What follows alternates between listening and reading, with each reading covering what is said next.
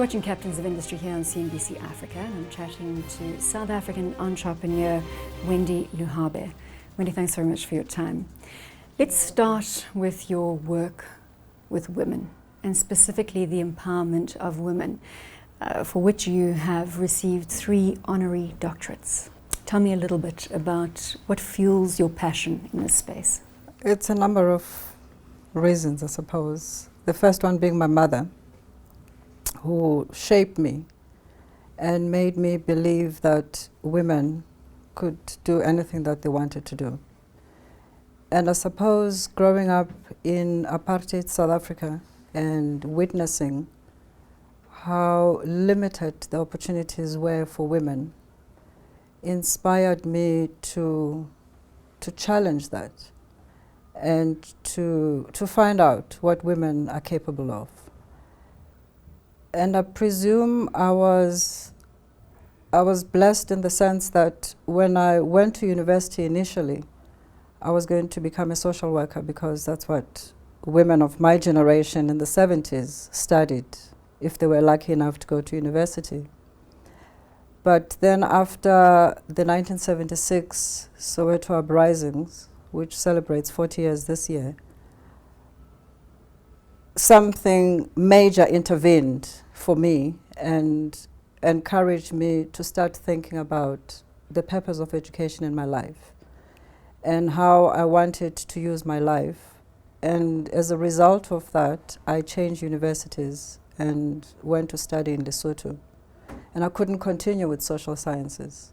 So I found myself thrust into a degree in commerce.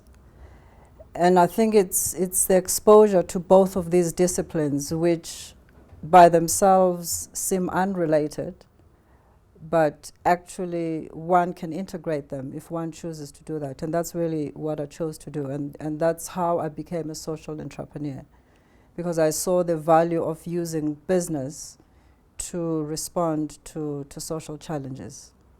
You are chair and founder of the Women Private Equity Fund, the first of its kind.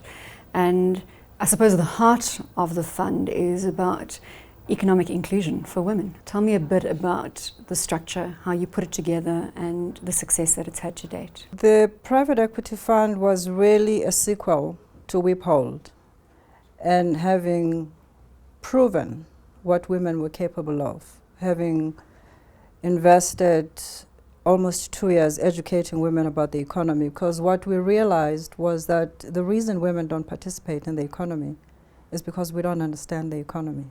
And that's just how we function as women. We don't participate in something we don't understand. But once we invest the time to educate women about things, women generally are quite comfortable to get involved.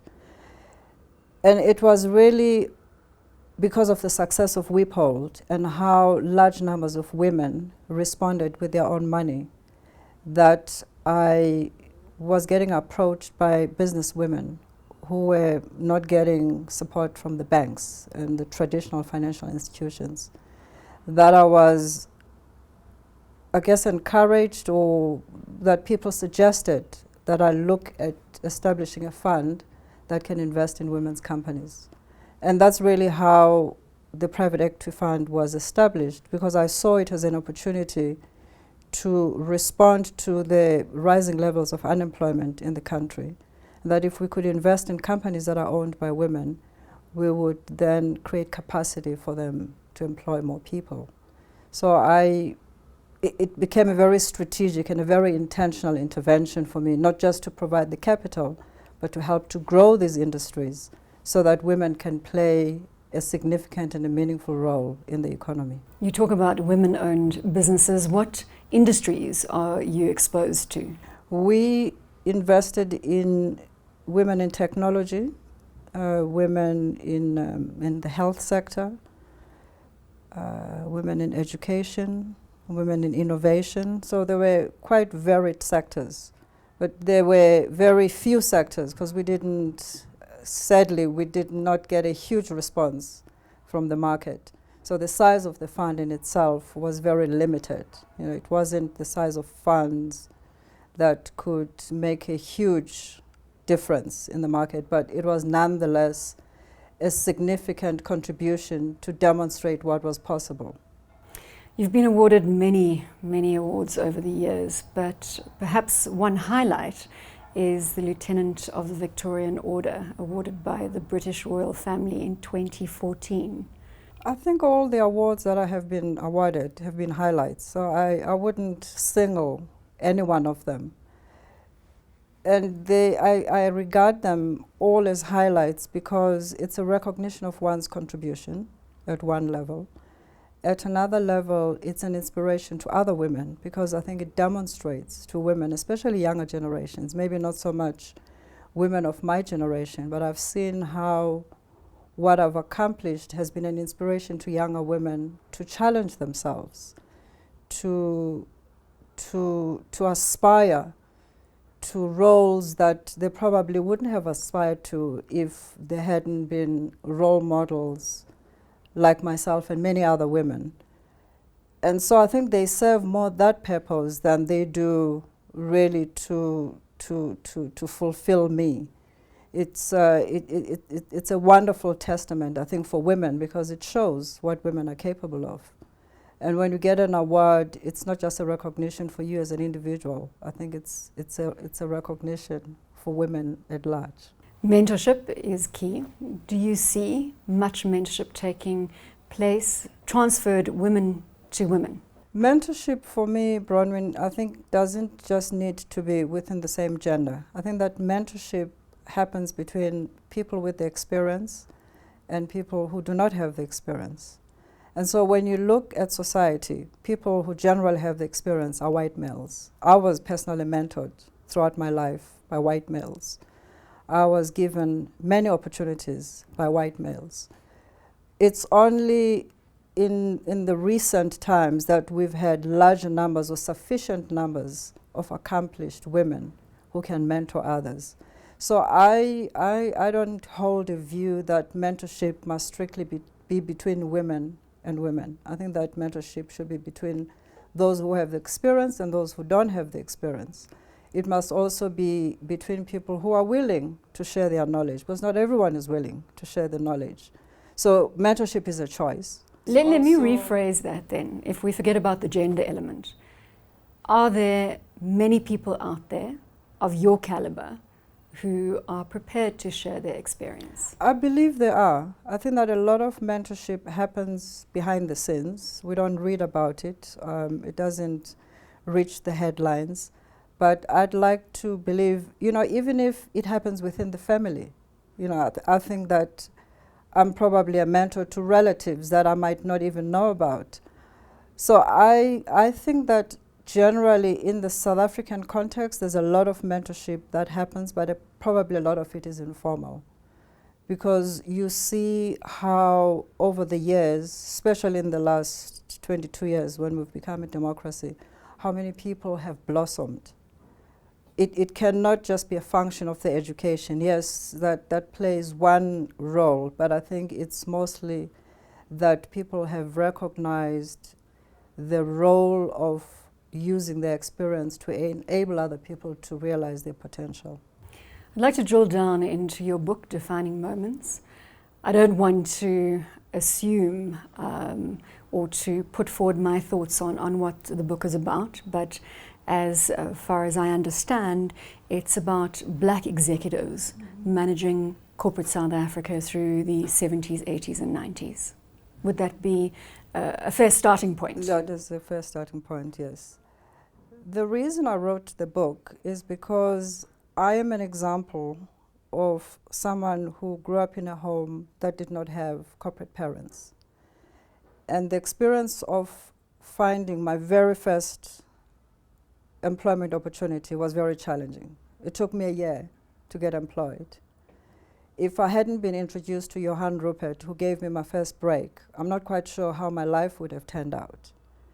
And it got me thinking that for the majority of black graduates, we would have been the first generation to go to university. We would have come from homes where we did not have parents who were corporate executives. And therefore, our preparation for the corporate environment was very limited. And the idea of writing the book was for the first 3 generations of black executives to share their experiences of what they studied, what their experiences were of finding their first employment opportunity, and what was their experience of being in a corporate environment, so that we can make those experiences available to future generations. And I guess that in itself is mentorship, because you use a book and the stories of people to enable future generations to think differently about how to prepare themselves.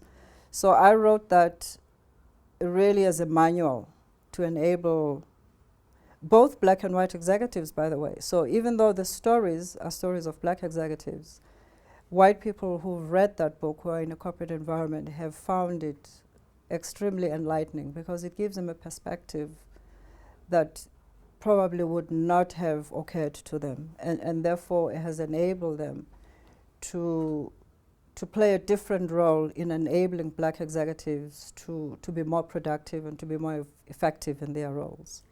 You say Johann Rupert gave you your first job, and I'm sure everyone out there listening to this interview is immediately wanting to know what that first job was, what your corporate experience was. I studied commerce, as I said earlier in our interview, but I focused on marketing. So I graduated in commerce and marketing. I wasn't particularly interested in finance. And so my first job was as a marketing trainee, because that's what black people were employed as in the 80s. I came into the marketplace in 1981, and I was employed as a marketing trainee, and that's really how I built my career. Today, recent announcement that you have been appointed to the World Rugby Executive Committee.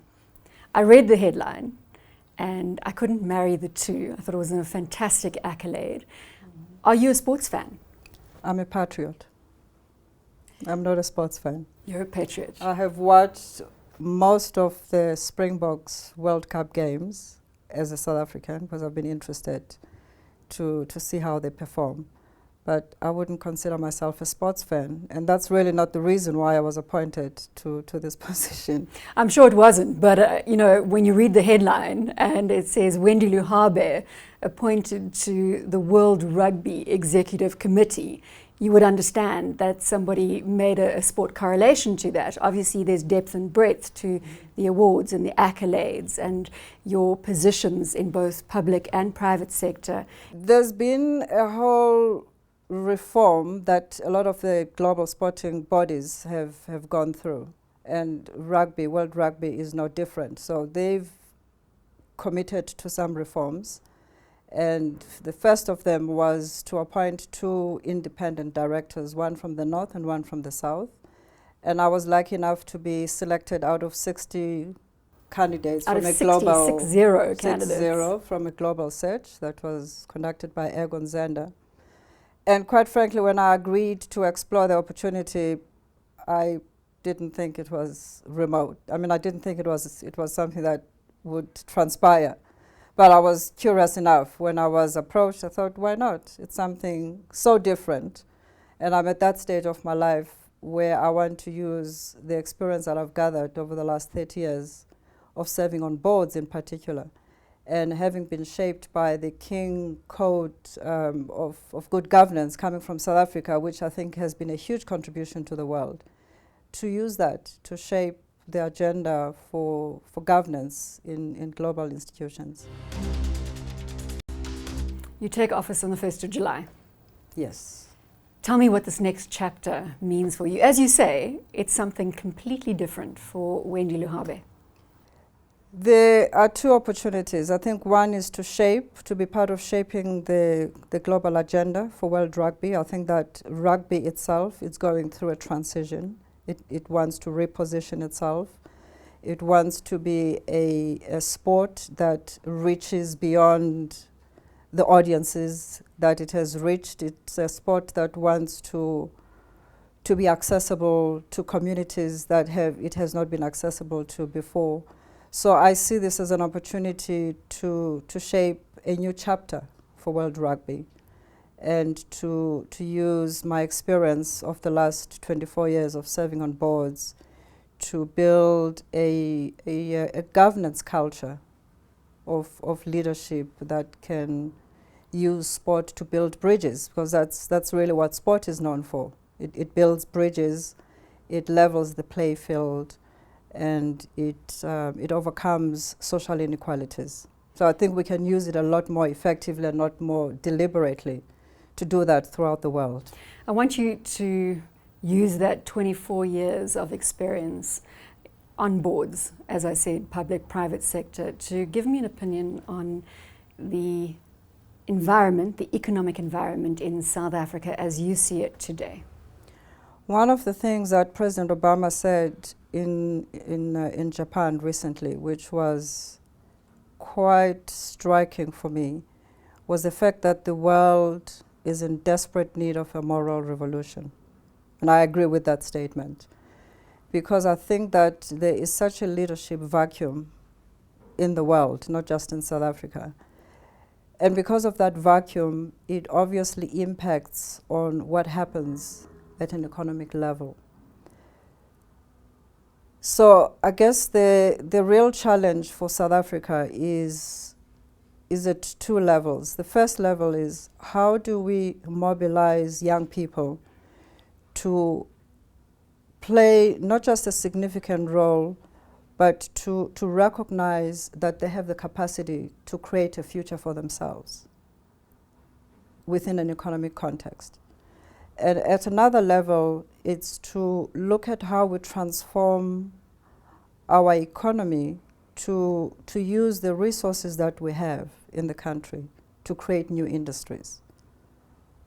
Agriculture, for example. How can we, in South Africa and as a continent, build that as an industry that can provide food to the world? I think rather it's a than travesty. just subsistence farm. Yes, because I think it's a travesty for a country that has the most fertile land to be importing anything. We shouldn't be importing chicken or any kind of food, because we have the land, we have the technology, we have the expertise.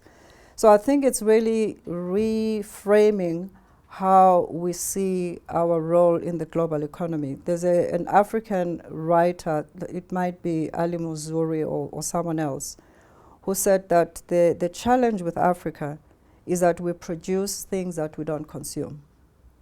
So we need to create the mindset, and I think that education needs to be part of creating that we need to be producing things that we can consume ourselves, because we have the market, we have the people, we have the resource, we have everything we need.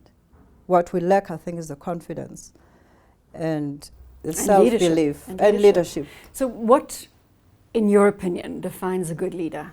Someone who exercises a greater degree of responsibility given the times that we're living in.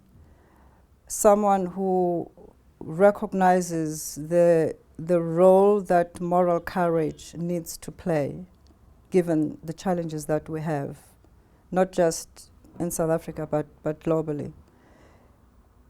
And people who really are able to integrate both the head and the heart.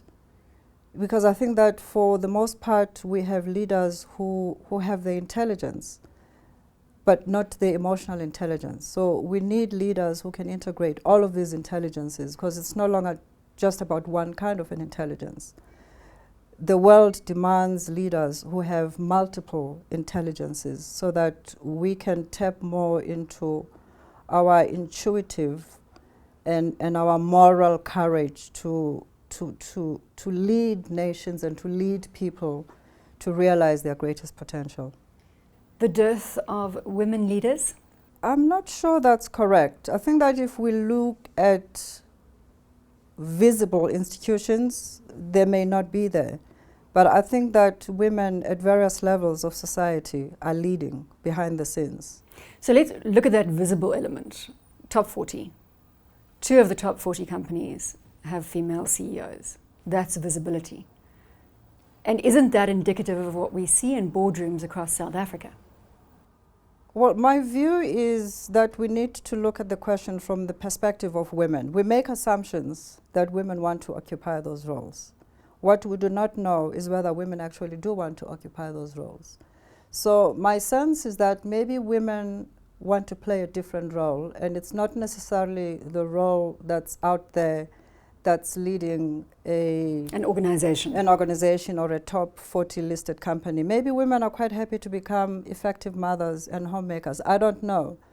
I've reached a stage, I think, where first of all, I realize there's no such a thing as a superwoman, and that secondly, we actually need to allow women the privilege to decide what role they want to play. We should not make the assumption that women want to be leaders, because we live in an era where women can make those choices, where more and more women are getting educated, and that women must be given the freedom to decide what they do with both the choices that they can make and the education that they have. What is your advice to young women who, as you say, are coming through the education landscape, who are fully qualified? And as you say, something that really resonates with me is that there is no such thing as a superwoman. If I go back to my experience of looking for my first employment opportunity, because it took me a year to find a job, what I really realized out of that experience was that when we know our self-worth, the reason it took me a year was not because there were no other job opportunities available. There wasn't one that I felt I deserved or that recognized my qualification. And so what's important, I think, is for women to recognize what their sense of worth is, because when we do, we then can make the choices that affirm our aspirations. We can make the choices that enable us to realize the potential that we want to realize, and that we don't allow limitations that are imposed by society to determine what we do with our life or how far we go. We've spoken about one of the elements of the next chapter being in the rugby world, in the World Rugby Executive. What else do you want to accomplish? You know, we speak about you as a social entrepreneur, as an economic activist, as a leader, as a mentor, as someone that many, many people look up to in the South African and the African and, dare I say, even the global context. There's something that really is important for me, and that's building bridges between South Africa and other countries in the continent.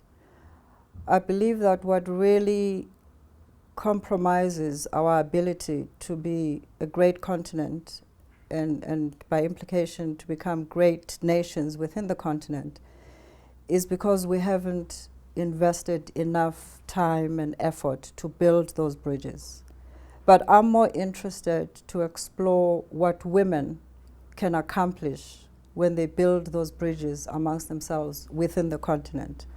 Because I'm a big believer that when women collaborate, and I think Wiphold again is an example of that when when collaborate and bring their different experiences and their different capabilities together, we have the power to transform the status quo, not as individuals but collectively. So I continue to look at how that would look like and how that can really develop. In fact, I'm helping a woman in France who started a women's forum because she wasn't allowed to go to the World Economic Forum. She wasn't important enough. Who is now looking at starting a forum in Africa that's going to bring in women leaders from all spheres of life, in media, like people like yourselves, in business, in civil society, to have a conversation about what is the role that we should play, that we can play as women of the continent. Because I think that's really where the hope for the continent lies. Otherwise the rise of Africa that everybody is excited about will continue to benefit other economies except the people of this continent. And I think it's when women get involved and begin to shape that agenda, not just the social agenda, but the economic agenda of this continent, that we will see a different outcome. Wendy, thank you very much for your time. You've been watching Captains of Industry here on CNBC Africa, and I've been chatting to entrepreneur Wendy Luhabe.